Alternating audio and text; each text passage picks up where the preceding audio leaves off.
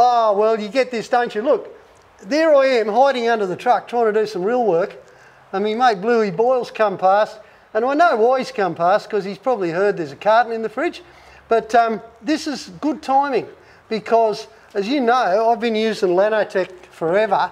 Well, this is the guy who owns the company, literally, and when he's not bashing up people in tent boxing, you don't do that anymore, do you? No, he's an old bushy from way back.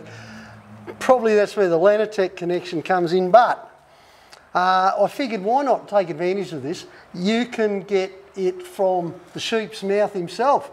No offence there, mate. But look, you know, there's stuff here that I've been using forever, and then there's some new stuff too. This Citraforce Blue, I've been using that today to clean parts.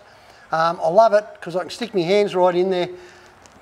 I can wash it out on the grass. It's just not a drama, is it? Is it all natural?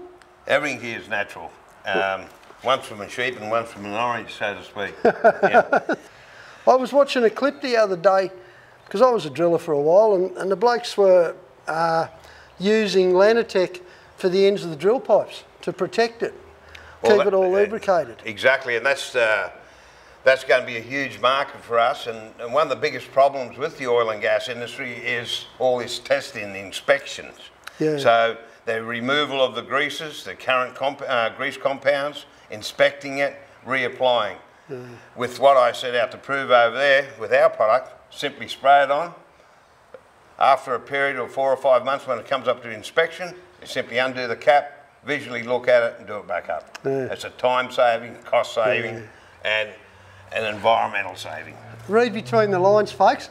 20 years ago, I started telling everyone how good Lanotec was, and all I heard was, I can't get hold of any. Then I get on to Bluey, I say, what's going on? And he said, well, I can't help it, mate. What was going on? It was at Afghan. There was some big crisis going on in the world, and all of a sudden the Navy wanted it all for their landing craft. And then it was something else. There was always something on the go that was keeping Lanotec out of the shops. So you mate, where can you get it now? Well, most of our industrial supplies throughout Australia, your Blackwoods and your Mitre-10s and a lot of your hardware stores. Yeah. Repco, Super Cheaps, companies like that. Yeah. Yeah. If you're lucky. Yeah, well, you can go to our website get it together, mate. Dealer. Get it together. Stick around Australia for a while. Look at this. That's one of the original tubs, isn't it? Correct. Yeah. 18 years old. 18 years old. Now, we found this up the back of the shed, my shed. Look at that. It's still in perfect condition. That's amazing, isn't it, for any product? Yeah. To have a shelf life of 18 years. Actually, not 18 years, probably more like 100 years.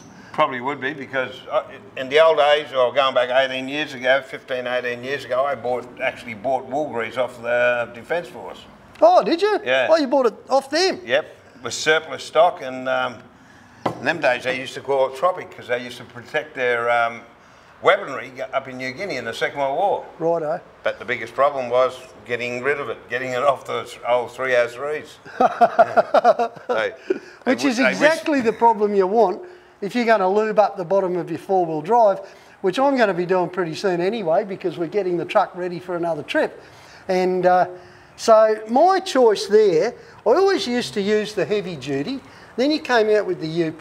That's correct. And I've been using this stuff. What's the difference between these two products? Well, they're all made from wool grease, lanolin, but UP is a derivative of lanolin. And it leaves a drier film, so we sort of promote that mainly just for rust protection. Yeah. Whereas the heavy duty is rust protection, lubrication as well. So it's more versatile. We've done a lot more testing with this, but UP, ultimate protection, is mainly for corrosion only, storage and so on. Okay. All right, so in a way I was kind of right, because using the heavy duty, I also soak the springs in it, and it makes the leaf springs work really well. And as usual, just yarning with Bluey, he tells me today that I should be greasing the shackles with Type A grease. Well, that's the thing, it's the water repellency, it never dries out, so then it doesn't allow moisture or corrosion. So that's the big thing. And it's versatile, it's inert, it's safe on rubbers, non-perishing, terminals and so on like that. Yes, it's really good for any kind of electrical purpose. It's starting to sound like a commercial. It's supposed to be an infomercial, mate. But I believe in it. I really do. The interesting thing you told me last time we had a beer. Or two. Or two, it was. If you spray this, I've heard of people spraying lanolin on rubber, and it's perfectly safe. Lanolin is perfectly safe on rubber, but if you use a spray pack, it's got a propellant in it. Is that right? That's correct, yeah. Explain that to me again. Well, because it was 3 beers and I didn't quite get it.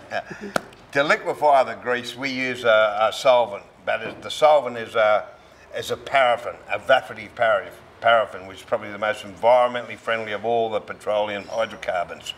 So that's simply there for dispersing. It evaporates away and leaves behind a fine film lanolin. Right.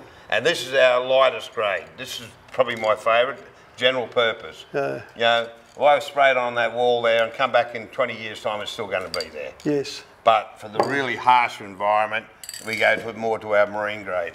So most applications, that's enough. Yeah. Now, look, I know it works. It's all I ever recommend for underbody stuff on 4-wheel drives. You know why. You've seen what I've done with Milo over the years. It's kind of hard when you've been in a sinkhole on a west coast beach in Tasmania in the salt to pull it out and wash it down the next day. So you don't. You just rely on the soaking you gave it with lanolin a week or two before. I've driven round after I've been driving through the sea for 3 or 4 weeks before I got a chance to find a fire hose. And at the end of the day, the old girl's fallen to bits, but it's fallen to bits through metal fatigue, not through rust, which is pretty amazing. Yeah. So I'd kind of like to say thank you, but I'm not, because you didn't bring any beer. You'll have to have one of mine. Come on, jeez. I knew you'd offer.